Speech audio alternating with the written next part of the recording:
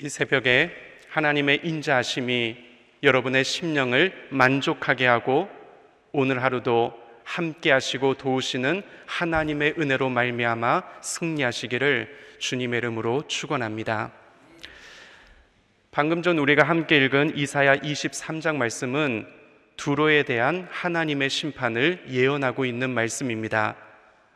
오늘 본문은 이사야 13장부터 23장까지에 걸쳐서 다루어지는 이방 나라들에 대한 심판의 예언 중 마지막 부분에 해당되는 말씀으로 두로의 멸망을 예언하고 있는 말씀입니다. 오늘 본문은 크게 네 부분으로 나누어 볼 수 있습니다. 먼저 1절부터 7절은 해상 무역을 통해 크게 부를 축적했으나 졸지에 멸망당한 두로에 대한 애가를 다루고 있습니다. 8절과 9절은 두로의 멸망이 두로의 교만에 대해 심판하시려는 하나님의 작정에 의해서 이루어진 것임을 보여주고 있습니다. 10절부터 14절은 두로 멸망의 참담한 결과들을 다루고 있습니다. 그리고 15절부터 18절은 두로의 회복에 대한 내용을 다루고 있습니다. 두로는 예루살렘 북서 방향으로 약 160km 떨어진 지중해 동부 연안에 위치한 항구 도시였습니다. 두로는 국제 해상 무역과 상업의 요충지로서 예로부터 항해술과 공해술이 매우 뛰어난 도시 국가였습니다. 바벨론이 메소포타미아 동부 지역에서 강력한 무역 대국이었다면 이 두로는 서부 지역에서 가장 강한 경제 대국이었습니다. 그런데 여러분, 이런 두로가 왜 멸망의 예언을 들어야만 했을까요? 그것은 두로가 하나님 앞에서 교만했기 때문입니다. 오늘 본문 8절과 9절 말씀을 제가 쉽게 번역된 우리말 성경으로 읽어보겠습니다. 누가 두로를 향하여 이 일을 계획했느냐? 왕관을 씌우던 나라였고 그 상인들은 귀족들이었고 그 무역상들은 세상에서 유명했던 그 두로가 아니었던가? 이 일은 전능하신 여호와께서 계획하신 것이다. 온갖 영화를 누리면서 우쭐대던 교만한 사람을 낮추시고 세상에서 유명하던 사람을 시시하게 만드시려고 계획하신 것이다. 두로는 무역과 국제 통상의 영역에서 견줄 자가 없던 나라였습니다. 두로의 상인들은 애굽인들이 수출하는 곡식을 배에 싣고 지중해 연안에 있는 각 나라에게 매매하는 일종의 중개 무역을 통해서 크게 부를 축적한 나라였습니다. 그리고 두로 사람들은 자신들의 부와 권세로 다시스와 카르타고 등 많은 지역에 식민지를 건설했습니다. 그런데 많은 부를 축적하고 큰 권세와 힘을 갖게 된 두로는 교만해졌습니다. 스스로를 높이고 하나님을 대적하는 자리에까지 오르게 되었습니다. 큰 부와 권세가 두로 사람들을 타락하게 만들었습니다. 그래서 두로는 교만과 우상숭배 그리고 배금주의와 음란의 도성이 되고 말았습니다. 그 결과 두로는 교만한 자를 싫어하시고 겸손한 자를 사랑하시는 하나님, 교만한 자를 물리치시고 겸손한 자에게 은혜를 베푸시는 하나님의 손에 의해 결국 멸망을 당할 수밖에 없었습니다. 한때 해상무역의 중심국, 국제통상의 제1인자였던 두로는 하나님의 말씀대로 BC 664년에 아수르 바니팔에 의해서 주요 성읍이 공격을 당했습니다.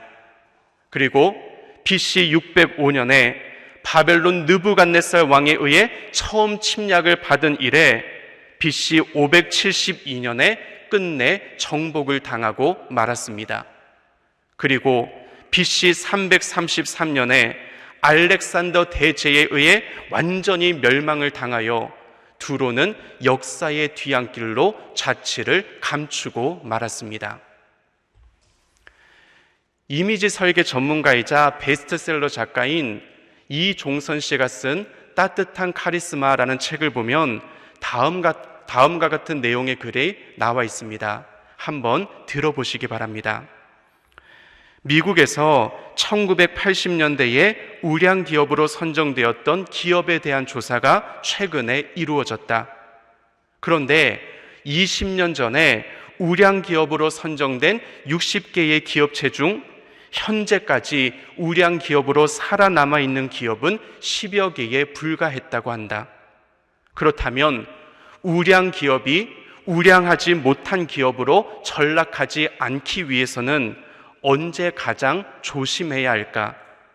흥미롭게도 그것은 바로 그 기업의 CEO가 유명 잡지의 표지 모델이 되거나 자서전을 출간할 즈음이라고 한다. 이것은 무엇을 의미하는가? 자신에 대한 자만심에 사로잡혀 겸손한 태도를 잇는 순간이 바로 모든 것을 잇는 시점이 될 수도 있다는 것이다. 자신에 대한 자만심에 사로잡혀 겸손한 태도를 잇는 순간이 바로 모든 것을 잇는 시점이 될 수 있다는 이야기입니다. 사랑하는 여러분, 혹시 여러분이 몇십억, 몇백억의 재산을 소유하고 있습니까?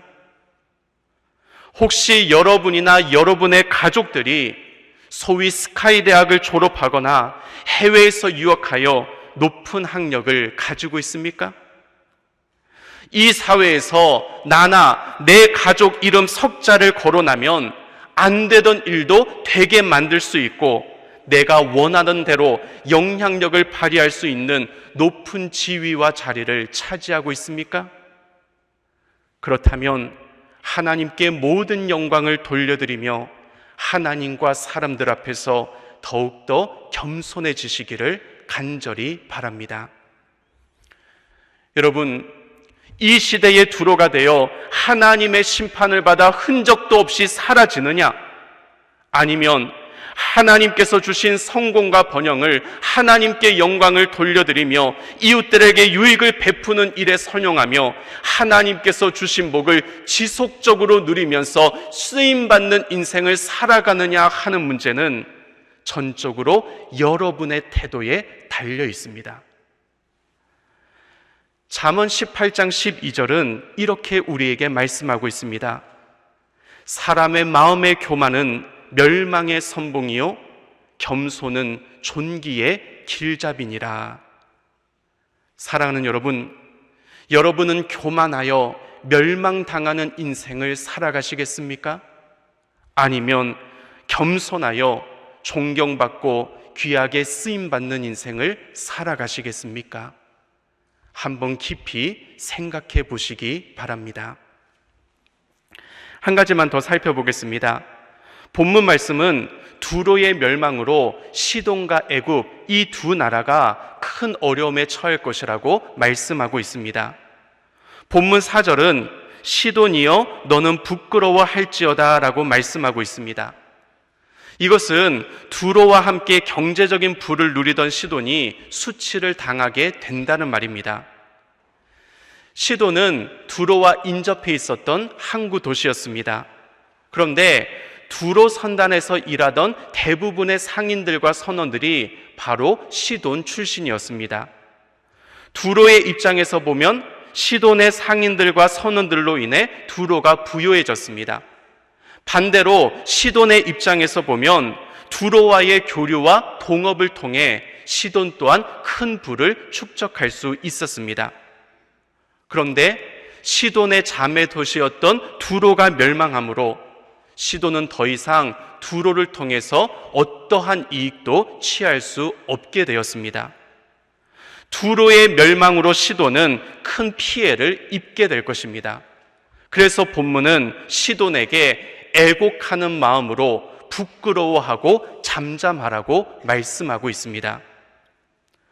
또한 본문 5절은 그 소식이 애굽에 이르면 그들이 두로의 소식으로 말미암아 고통받으리로다라고 말씀하고 있습니다. 애굽은 나일강 주변에서 생산되던 그 곡식을 두로에게 팔아서 경제적인 번영을 누리고 있었습니다. 또한 막강한 두로가 애굽의 위쪽에 위치해 있었기 때문에 동방 국가들의 침략과 위협을 저지해 주는 역할을 두로가 하고 있었습니다. 그런데 두로의 멸망으로 애굽 또한 경제적인 타격을 입게 될 것이 뻔한 일이었습니다. 그리고 주변 나라들로 인해 군사적인 위협에 직면하게 될 것 또한 불을 보듯 뻔한 일이었습니다. 다시 말해 두로를 의지하며 살았던 시돈과 애굽은 두로의 멸망으로 수치를 당하고 타격을 입으며 큰 위기를 맞이하게 될 것이라고 본문은 말씀하고 있습니다. 사랑하는 여러분, 우리말 속담에 믿는 도끼에 발등 찍힌다라는 말이 있습니다. 잘 되리라고 믿고 있던 일이 어긋나거나 믿고 있던 사람이 배반하여 오히려 해를 입게 되는 경우를 비유적으로 이르는 말입니다. 내가 생각하기에 그것은 믿을 만한 것이었고 안전한 것이었습니다. 근데 알고 보니 그것은 믿을 만한 것이 못 되었고 안전한 것도 아니었습니다. 그런데 믿을 만한 것을 믿은 것이 아니라 믿지 못할 것을 믿었기에 결국에는 큰 피해를 입게 되었습니다. 이런 경우들이 예로부터 많이 있었기 때문에 믿는 도끼에 발등 찍힌다라는 속담이 생겨난 것입니다. 사랑하는 여러분, 성경은 끊임없이 우리에게 하나님만이 우리가 온전히 믿을 수 있는 대상이요 우리의 안전을 보장해 주실 분이라고 말씀하고 있습니다. 하나님만이 죽지 아니하시고 쇠퇴하지 아니하시고 망하지 아니하시는 영원한 분이시기 때문입니다. 그런데 어리석은 인간은 하나님이 아닌 다른 것에 풍요와 안전에 기반을 두려고 합니다. 영원하지도 않은 유한한 존재에 그 능력과 자원과 지혜와 사랑에서 무한하지도 않고 한계가 있는 부족한 존재에게 삶의 기반을 두려고 합니다. 언제 어떻게 변할지 모르는 가변적인 존재에 행복의 기반을 두려고 합니다. 그런데 여러분, 혹시 이러한 모습이 여러분의 모습은 아닙니까? 어떤 사람은 자신의 부모님께 자신의 인생을 의지합니다. 어떤 사람은 장성한 자녀에게 자신의 노후를 기대합니다. 어떤 사람은 시댁이나 처가나 사돈을 사돈을 통해 자신의 인생이 큰 덕을 보게 될 것이라고 생각합니다. 어떤 사람은 자신의 학력이나 재산이 지금의 자리를 계속해서 지켜줄 것이라고 믿고 있습니다. 그러나 여러분, 이것은 착각입니다. 오직 하나님만이 우리가 의지할 대상이요 우리의 소망을 둘 수 있는 유일한 분이십니다. 하나님을 의지하지 않으면 의지하던 대상이 사라질 때 그 인생 또한 흔들리고 무너질 수밖에 없습니다. 그러나 하나님을 의지하면 내 삶을 둘러싼 사람들과 상황들이 어떻게 변해도 여전히 흔들리지 아니하고 소망 중에 굳건하게 설 수 있습니다. 다윗은 시편 16편 8절에서 이렇게 고백하고 있습니다. 내가 여호와를 항상 내 앞에 모심이여 그가 나의 오른쪽에 계심으로 내가 흔들리지 아니하리로다. 잠언 기자는 잠언 18장 10절에서 이렇게 고백하고 있습니다. 여호와의 이름은 견고한 망대라 의인은 그리로 달려가서 안전함을 얻느니라. 간절히 바라기는 한평생 오직 하나님만 의지하시고 하나님께만 소망을 두심으로 흔들리지 않는 인생, 안전함을 얻는 인생을 살아가는 소망의 모든 성도님들 다 되시기를 주님의 이름으로 축원합니다. 하늘에 계신 우리 아버지, 아버지 이름을 거룩하게 하시며 아버지의 나라가 오게 하시며 아버지의 뜻이 하늘에서와 같이 땅에서도 이루어지게 하소서. 오늘 우리에게 일용할 양식을 주시고 우리가 우리에게 잘못한 사람을 용서하여 준 것 같이 우리 죄를 용서하여 주시고 우리를 시험에 빠지지 않게 하시고 악에서 구하소서. 나라와 권능과 영광이 영원히 아버지의 것입니다. 아멘.